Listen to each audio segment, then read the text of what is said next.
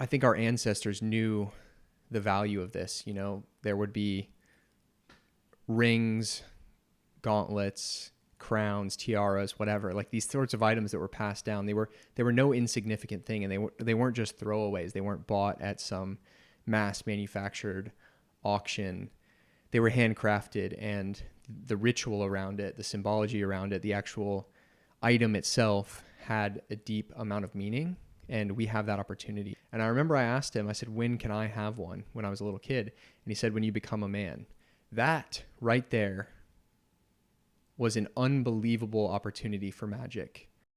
The credit belongs to the man who is actually in the arena, whose face is marred by dust and sweat and blood.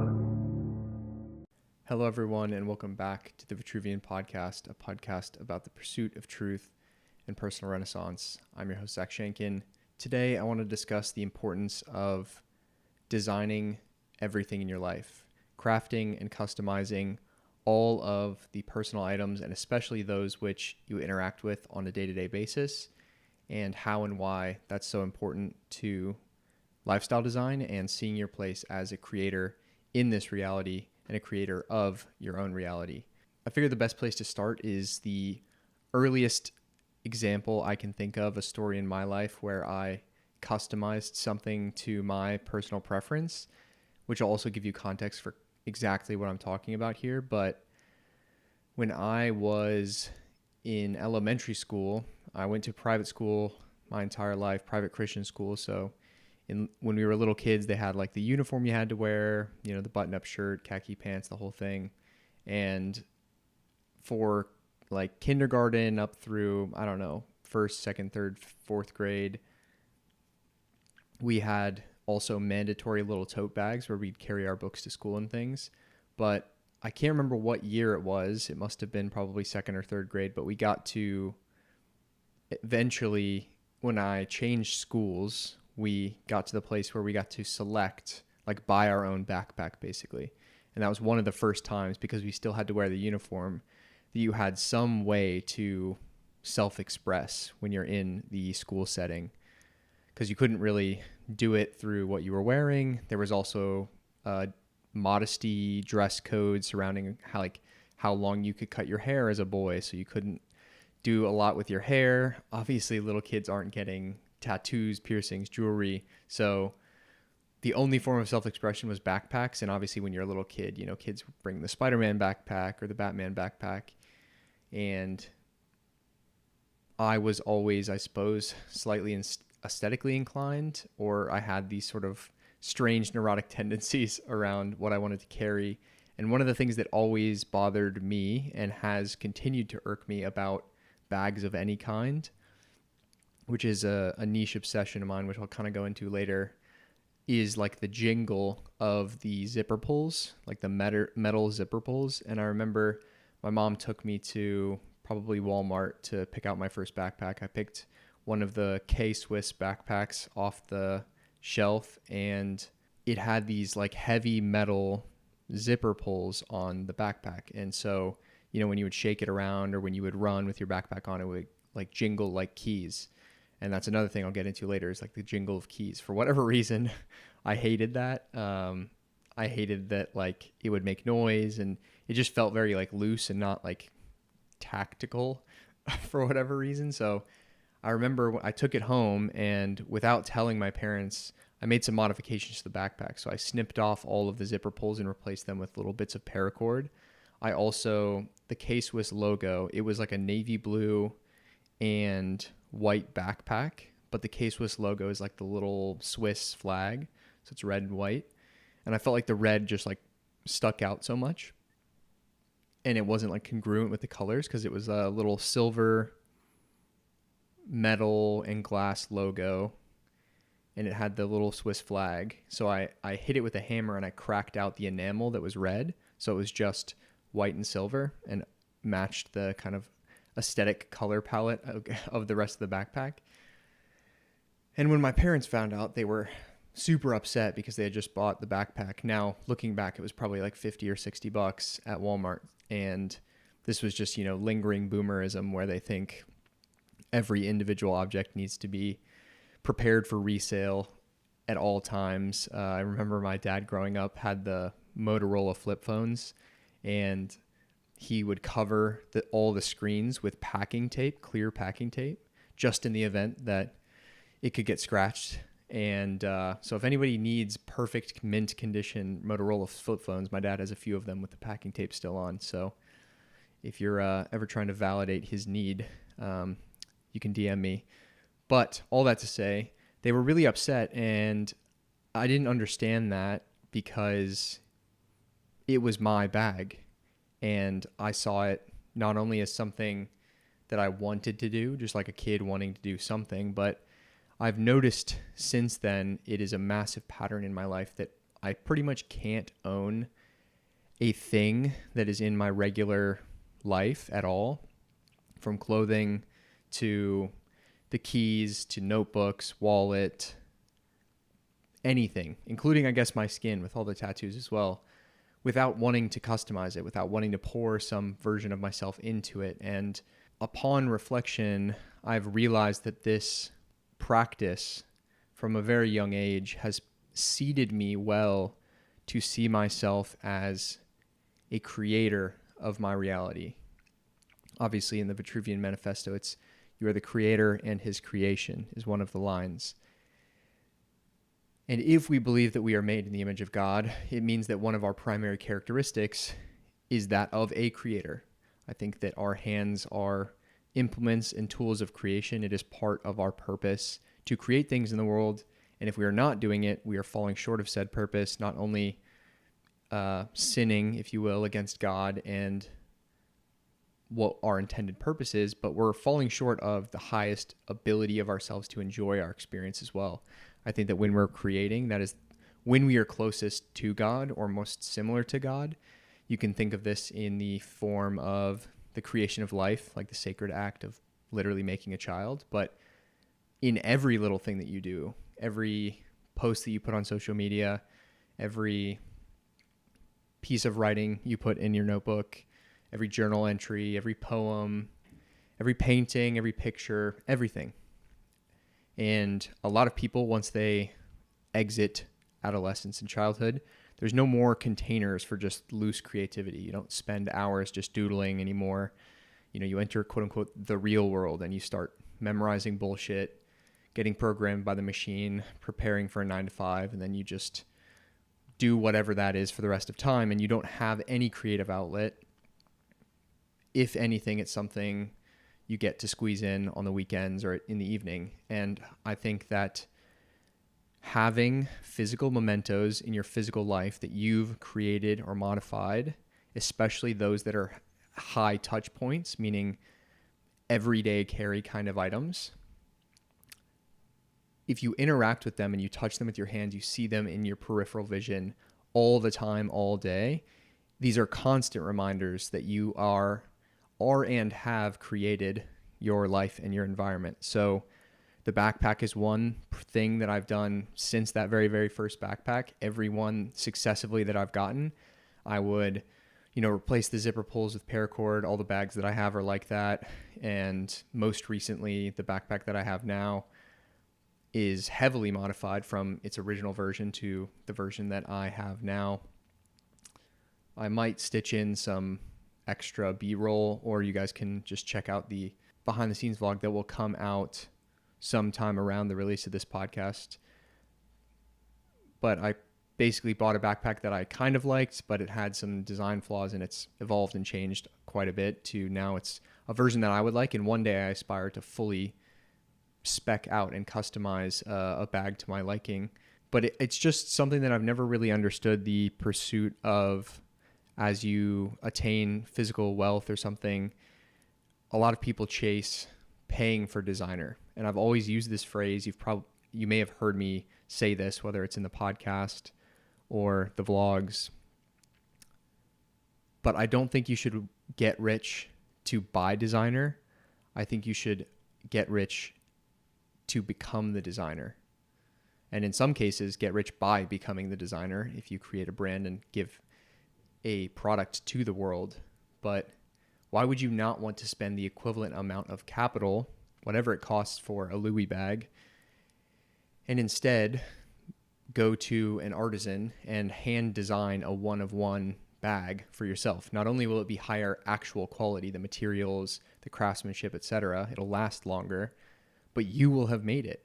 You will be imbued into that object.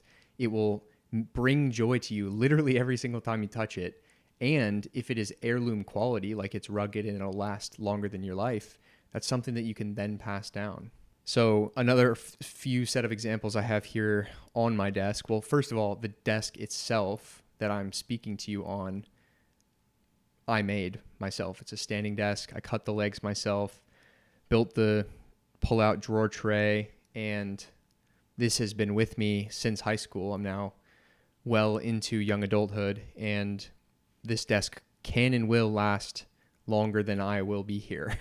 It's made of wood and steel, and unless it gets stolen or burned down in a fire, this will be here forever. It's now in Texas with me, and it will travel with me from workshop to workshop, apartment to apartment, bedroom to bedroom for my entire life. And it's literally designed for me. It's cut to my height standing, exactly to my body. I'm sure it would be an inch shorter or taller if it were somebody else, but it's my desk and I made it. And that's just one example. But literally, if I pan around this room, the light, I built a custom light fixture to hang the light that's pointed at me right now. There's another lamp on the desk with an Edison bulb that I made from scratch. This notebook here, which is my journal, I bought the dot grid notebook, but custom changed the cover that goes from notebook to notebook. And these are where I do my weekend reviews. The pen that I write with on said notebook, you'll notice if I open up the notebook here, all of the writing is in purple ink. I made this decision or this switch to writing in purple ink only probably 2.5 years ago, when I was really into or getting into it for the first time, kind of the metaphysical or spiritual aspects of our world. And I was like, well, what is the highest vibration color on the vibrational spectrum? It's purple. Why would I not take the opportunity that every single time I write with my hands, I would write in purple ink? I think the things that we physically write down, it's like spell casting. It's literally magic, whether you're writing down visualizations, manifestations, goals, or poetry, art, journal entries, whatever it is. There's no reason not to make that moment more special. And a quote that I love that I feel like encompasses this whole podcast in general is, every little thing is a moment or an opportunity for unlimited artistic expression. And again, it's every single little thing. This little metal clip that holds the leather cover to the notebook is a money clip that my dad gave me, and it has his initials on it. So that's like a little moment, a little touch point that has deep imbued meaning to me, and I'll be able to pass that along to my child someday when they inherit this leather notebook cover with the brass clasp there. That's an example. The pen itself, I have the Pilot G2 inserts, if you know, you know, for all the writing aficionados out there. But I don't like just the cheap China clicky pen body. I want to interact with something that feels tactically nice. So I found in our junk drawer back home a fully metal bodied mechanical pencil, but it was a mechanical pencil, not a pen. So I gutted out the internals, found some components that all fit together, and now it's like a heavy all metal pen that takes the purple inserts like I like. So I custom made the pen that I write with. And you might say like, oh, it's a bunch of effort. Why not just buy one off the shelf? Like, you're wasting your time or your money with these sorts of things. And the level of depth or neuroticism that I go to doesn't need to be matched by you. I'm sharing these examples to say that every single day I use this pen, whether it's for work, personal, a combination of the two. It has thousands of touch points over years and years and years. For the rest of my life, God willing, I'll be writing with this pen. Think about how important that pen can and is to my life, can be and is to my life. Why not take the time to invest? Even if you want to buy one, you don't have to make one. I'm a pretty handy person. I love to make stuff. But even if you buy a custom pen or a nice Mont Blanc or whatever, that investment is worth its weight in gold because you touch it every single day. Time is the stuff that your life is made of. So the things that you interact with the most should be taken with the most care. This is my wallet here, and you might think, oh, he splurged on a little bit of designer. Why does he have a Louis Vuitton wallet? Well, this isn't a Louis Vuitton wallet, or it's at least not one you can buy. This is a Louis card holder that I hand sewed out of an old purse that my mom had. My mom had the same Louis purse for probably the first, most of my life. I remember my entire childhood. She had an old one, and it was given to her by her mother. Eventually, the strap literally disintegrated, snapped off, so she had to get a different purse. But I salvaged the leather, and I sewed this wallet together. I also made a little key lanyard for her as a gift one Christmas. But the point is, I made this myself out of materials that she carried with her, imbued her energy and magic into. And now I get to have this every single time I pull out my Amex Gold card or Indonesian rupiah last year or US dollar or whatever. Anytime I go to interact with a financial exchange, I go to this wallet and I feel extremely abundant, but I'm also tethered to my mom in that little moment. And God bless, God willing, she's still here. And hopefully I have many more years with her. But even when she goes and moves on to heaven, the great beyond, I will get to have this. I will keep this unless it gets stolen or whatever. But that's a special moment. That's an everyday carry item that you could just buy off the shelf, or you have the opportunity to somehow custom make, custom mark, custom design. And it's pretty special to me. So that's another one. I mentioned keys earlier. I hate the jingle of keys, but if you look on screen, these are all my keys and they make no noise when shaken around. That's because instead of a metal key ring, I have a paracord loop, and I've decided to screw all these keys together. I have the apartment, my electric bike lock, and a little multi-tool here, but they're all screwed together using a little machining screw. It's just another example. You don't have to do what I'm doing, but obviously I interact with my keys multiple times a day, every day, and there will be no two key things identical to this in the world. This is exactly mine, designed by me. I even freaking had to drill the hole through the keys in some of these cases to be able for them to be able to be connected like this. But now they are, and every single time I interact with this, it has a tactility to it. It has that non-jingly aspect, which I love, and I designed it. I think the important part is, even if you're like, wow, I literally have never thought about keys or everyday carry items like this, I'm prompting you to think differently about these items and reassess their role in your life and your relationship to them in your life, because you do touch them every single day. So a pen is an amazing item. If you wear glasses, I would say the glasses matter a lot. If you have, clothing items, hats, personal care items, everything you can imbue magic into, you should, in my opinion, because it seats you at the cause of your reality. You have hand designed it. And there is just something to the effect of somebody asking you, say about the wallet, I get comments on it, pull it out at dinner or whatever. Oh, Louis Vuitton, haha.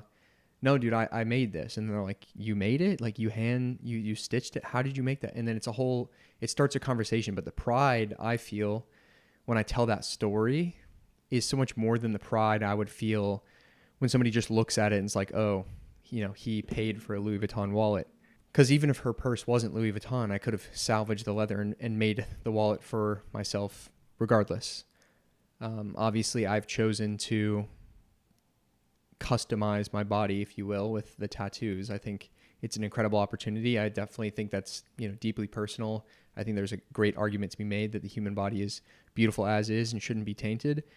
In my opinion, you should either have no tattoos, or you should take the time to design ones that are both beautiful, that you love, but deeply meaningful to you. And just don't go the middle way of like everybody in their 20s getting a bunch of Pinterest bullshit splattered all over their body looking like a Chipotle bag. I think that's what you want to avoid. But the intentionality, every little moment is an opportunity for unlimited artistic expression. It's hard to emphasize that enough. Another category, which I think is super important, is jewelry. It's a less permanent way to modify what is on your body, the aesthetic that you bring to every single moment. And these are like magical items. I think it's a lost art in our time, but the idea that we would pass down heirloom items, the grandmother's wedding ring becomes the mother's wedding ring, becomes the daughter's wedding ring. There's so much magic in that. Like, think about the bond, the energy, the magic that's been put into multiple generations of wearing an item every single day. Obviously, I'm leaning into the spiritual a little bit, like the life force that each one of those individuals is putting into it. But I think you now have the opportunity, if you're listening to this, you're in the Vitruvian universe, you likely believe in some amount of this, mythologizing your life a little bit. If you're a young man or a woman and you find or make a piece of jewelry that you can start wearing in your 20s, you live the adventure for decades, and then when it's time, passing that along to your son or daughter and being able to say, like, here's a photo, I was wearing this when I climbed Mount Olympus, or when I flew to Bali and lived there for a year, when I was surfing the waves in Uluwatu, when I was going around the US doing podcasts and starting a business. This thing has lived with me and it has my energy in it, and I now give it to you as a gift. Like, think about how much more they want to hold on to that rather than just, oh, thanks for the, the Coach bag you bought back in the 90s or whatever. I think our ancestors knew the value of this. There would be rings, gauntlets, crowns, tiaras, whatever, like these sorts of items that were passed down. They were no insignificant thing, and they weren't just throwaways. They weren't bought at some mass manufactured auction. They were handcrafted, and the ritual around it, the symbology around it, the actual item itself had a deep amount of meaning, and we have that opportunity. So what I'm even wearing now, like this pendant here, is from Gabriel Disco Orpheus, a previous guest of the podcast. He started a brand with this exact ethos that I'm describing here in mind. This is their first pendant, and it's bioresonant jewelry. This isn't an ad, by the way. I just believe in him. Obviously, after meeting him, he's a good friend and brother of mine, and it's an example where you can invest in yourself. You can buy something nice for yourself. His product, of course, also has kind of a bioresonant health aspect, which I'll let him kind of advertise and describe to you. But to me, this is just like a magical item that I get to wear. It's literally like you're going through a quest and you get to acquire magical items that give you powers. Even if they don't give you powers, you can just say or feel that they do. And there's no delineation between the truth of that or not, because it all exists in your mind. And if it makes your ability to interact with the present moment more romantic and more magical, then who are you to deprive yourself of that, or to let someone else deprive you of that? This other pendant here is this little Celtic knot. It's got turquoise in the perimeter, and then in the center it's got a Celtic knot. The Celtic knot, obviously, it's a trifold Celtic knot, so something to the Trinity, the European Germanic origins of my family line. And at Christmas this year, I got the matching one, and I hung the matching pendant on the end of a string of shells from when I was living in Bali. I wore it around my ankle, those shells, for about a year. And I took it off, and I put this pendant, the matching pendant, I gave it to my mom as like a prayer bead bracelet. So now, wherever I am in the world, she can hold that, and when she prays for me, which God bless her. I believe she prays for me and my health and my protection every single day, and will every day that she's here. She gets to hold that, and she's connected to me. It's not, an ethereal telephone line, but I view it as that. I don't have to prove to a scientist that there's some sort of metaphysical connection there. If it only exists in my mind, that is totally fine with me. But there is something real about another human being giving their thought and intentional energy to you on a daily basis, praying for you. And now that's just another way for her to interface. And it sits on her desk. She sees it and thinks of me. That's powerful. That's magic. And I see this. I wear this. I never take it off. And I think of her. How amazing is that? How magical is that? Similar to all of what I'm describing here, I think the best way to give a gift for somebody is to make that thing for them. Everybody always feels that same way too. Like if you get a custom made gift by a friend or a loved one, it's always the best gift of the pile, even if somebody else bought you an Apple Watch or a Louis bag. There's just nothing that can compare to a handcrafted item that somebody spent the time and energy thinking of you over tens or maybe hundreds of hours to craft something for you. They sat with the thought of you for hours. And what I'm extending to you in this podcast is that you sit with your own intention in mind. Yes, it may have taken me iterations and maybe 10 hours of modifications to my backpack, but it's my backpack now. It's a one of one, perfectly unique, designed exactly how I like backpack. This freaking wallet took me forever. The gluing, the sewing, the cutting of the materials. It's super tedious to hand stitch a wallet. Definitely could have bought a really nice wallet online, but it's one of one and I made it. And no one can undo all that work, all that time that I invested into literally myself. And all around me are these little reminders. Like I said in the behind the scenes vlog, I'll do like a little tour of my new apartment here in Austin, but I made a little tool shelf thing for my tools. I could have just laid them out on the ground or put them in a bag or whatever, but I decided to make that the bookshelf that's behind me back there, made that with the same scrap wood that I found to build the shelf.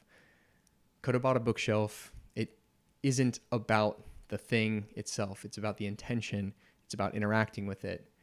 And that design, that embodiment of your experience through your physical possessions, I think is magical. And it's a reminder of where and who you are in this material experience. A lot of the spiritual community will emphasize you're a spiritual being having a material experience. But in my opinion, a lot of that stuff, even though it is true in the sense that you are an eternal soul, there is a deeply spiritual aspect to our reality, if not a causal spiritual relationship. We are still having a material experience. And in my opinion, it's not a trap. It's not a mistake. It's not broken. And you're not trying to, and you should not try to evade the material in favor of the spiritual. I think that is a psyop. And all of those love and light, you're just a spiritual being. We're all just in these meat suits. Those type of people, ironically, are just indulging in physical pleasures. They just want to go sit in the grass and get high and go to ecstatic dance and yoga and orgies and, to each their own. Live your life if that's what you're called to. No shade. And maybe I'm a bit jaded to it because I lived in Bali for so long. I mean, I'm now in Austin, which is like another one of these spiritual hubs. Obviously, I think these certain places on earth attract a certain vibration level of consciousness for people. I don't think where they are on earth is a mistake, but without wandering too far in the scope of this podcast, I just think that those people tend to miss the mark on what is actually going on here, or at least the purpose of what's going on here. I do not think that God designed this experience accidentally or that it's somehow broken in any way. I think that there are challenges. There are active enemies, of course. We're called to greatness. We're called to resist forces of evil, profanity, degeneracy, etc. Those things are not accidental either. It's part of the grand story. What would a hero be if there was no dragon? And so the material experience, even if we are eventually to return to some sort of spiritual heaven-like state, Elysium, the fields of Valhalla, whatever. Are we not here right now? Are we not a physical body? And again, the spiritual types that say don't over-identify with the self, don't over-identify with the body. But I think spiritual transcendence is individuation. It's becoming more of the self. It's becoming who you were made to be. And you can only do that by understanding who you are and who you're made to be and expressing your unique perspective and taste. And a huge part of that is interacting with your physical world.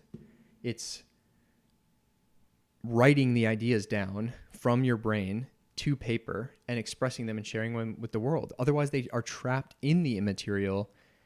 I think that we're, especially the masculine, the imperative is to bring the immaterial to the material, to bend reality to your will and your vision for it. Because where else did that come from? It came from God. It came from the immaterial. And you are his hands here on earth for this period of time. So stopping short of designing literally every aspect of your life, especially those items you see and touch and interact with every single day, I think it behooves you greatly. You can also extend this to the digital landscape too. You could just put a pretty picture as your phone background, or you could put a photo that you hand selected, maybe took yourself, maybe designed yourself, something that spurs you to action. You should intentionally and deeply curate the aesthetics of your digital environment. We unfortunately, or fortunately, whatever, we spend a huge lion's share of our life right now in the digital world. So make sure that it's not chaotic and gross. You wouldn't want to walk into a bedroom with shit everywhere. Don't log onto your computer with 1,500 tabs and no organization to it, no aesthetic structure. I mean, my laptop wallpaper is Paul Rubens painting The Fall of Phaeton. It's just this gorgeous masterpiece that I get to choose to put there. Like I have a museum piece as my laptop background. You can do that too. You can literally make the choice and make your life deeply beautiful and romantic. I'll put a screen recording of my iPhone. It's like all aesthetically color coordinated. It's very, within the Vitruvian aesthetics, not because I'm so on brand, but because the brand is born from me. And so these are my tastes. Obviously the tattoos, similar congruent style. It's all one congruent story. It's living in deeper and deeper alignment with the self. And the stuff that I find fascinating, or my particular tastes of design, don't have to, nor should they align with yours. I might log on to your computer or your phone or walk into your room and be like, wow, I wouldn't have done this, or I wouldn't have thought of it this way. But if I can tell that it was intentionally crafted by a human being and it wasn't just some IKEA copycat, I know that you're awake and alive. You're a real active character in the game and not just an NPC that is living on autopilot. Obviously, I don't make content for that person. I don't speak to the uninitiated, or at least the uncurious, the unactive mind. I'm speaking to people who this could and will resonate with. I just know that as I was preparing for this podcast, I clearly think a lot about this category of customization. And I wanted to bring you guys into this little part of my world because it's a chance to greatly enhance your own and potentially the life of your family. I've alluded to this before, and it'll probably become its own podcast or series or whatever, but like I'm in the process of re-mythologizing my family. The Shankin name, I've spoken about it before, but it has a meaning. And being initiated into that during child rearing, I think is an important thing, but it was missing from my childhood. So I have a chance to go back and build a family history, a family mythology. But one of the coolest things I remember from my childhood is my dad wore a gold signet ring with our family crest on it. And that family crest dates back to standard chronology, 1000 AD, in the quote unquote founding of the nation of Germany. There was like 5 families involved in this little tiny town in Kedlenburg, Germany. So we can trace it to the place. There's literally a building there with the crest on it, which is so cool. But there's not much more else to that story. I saw him growing up, and I remember I asked him, I said, when can I have one, when I was a little kid? And he said, when you become a man. That right there was an unbelievable opportunity for magic. That could have come with a ceremony of its own right, a rite of passage, a specific moment. I remember when I turned 16 and got my driver's license, I was waiting to see, no ring. When I turned 18 and went to college, I was waiting to see, did I become a man? No ring. And when I graduated college is when it finally arrived, but it was somewhat unsanctimonious. Now, still kind of a special moment, and I think my dad was showing up to that moment as best as he could. He had found the ring carved out, or it was made for me right here. Show it on camera as well. But he found it when he was clearing out my grandparents' house. His father had passed away, and so my grandfather, had commissioned, I guess, the ring to be engraved. And I imagine he intended to give it to me. He just didn't get the opportunity to.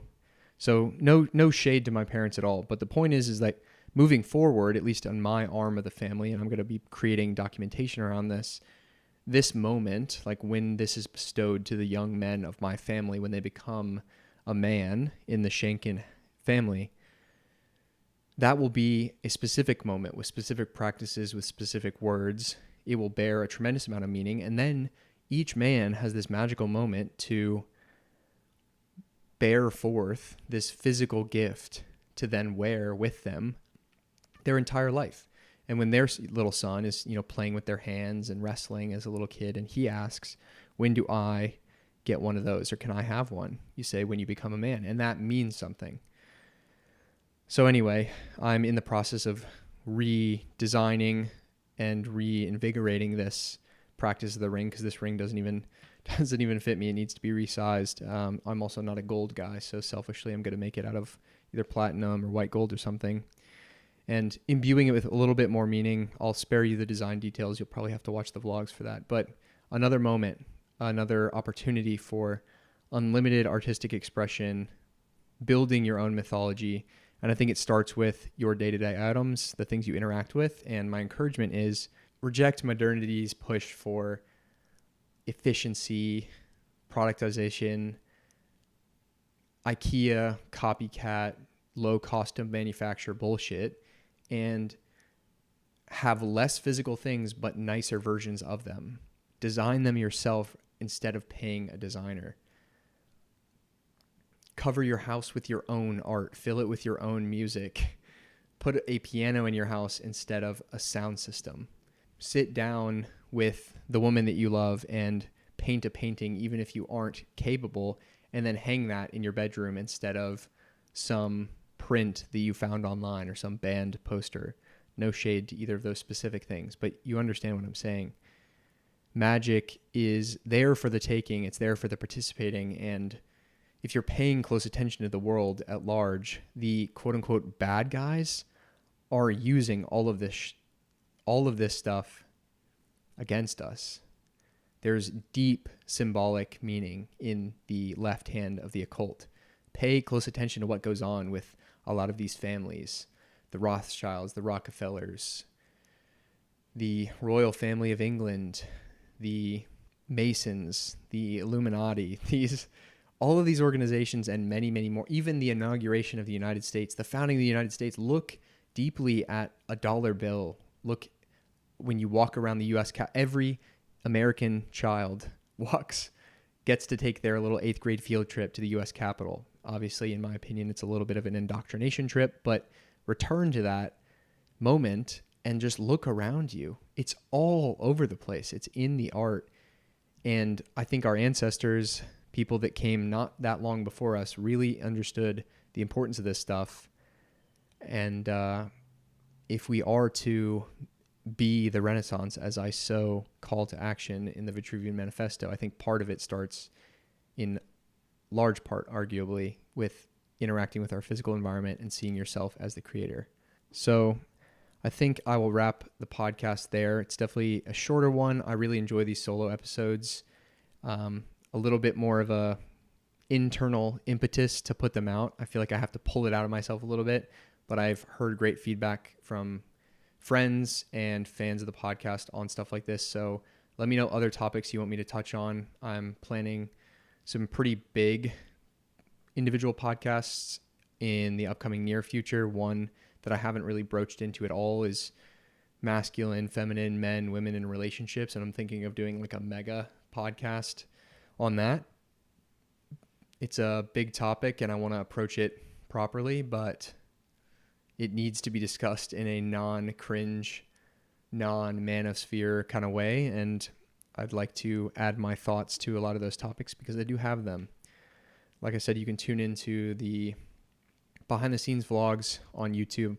The goal moving forward is at least a podcast a week and as many vlogs as possible, probably some more sit down videos as well.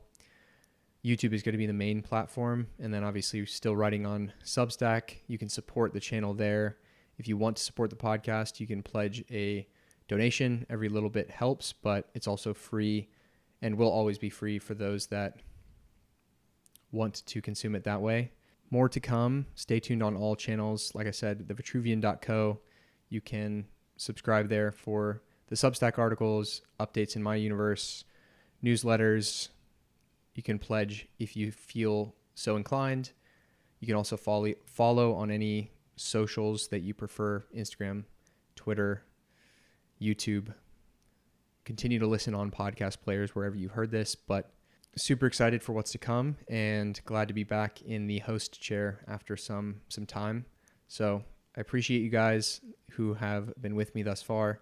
We're still in the early days, the beautiful early days. So grateful for it all. And most importantly, grateful that you spent your most valuable resource, your attention with myself today. Memento Mori and be the Renaissance. And if he fails, at least fails while daring greater, so that his place shall never be with those cold and timid souls who know neither victory nor defeat.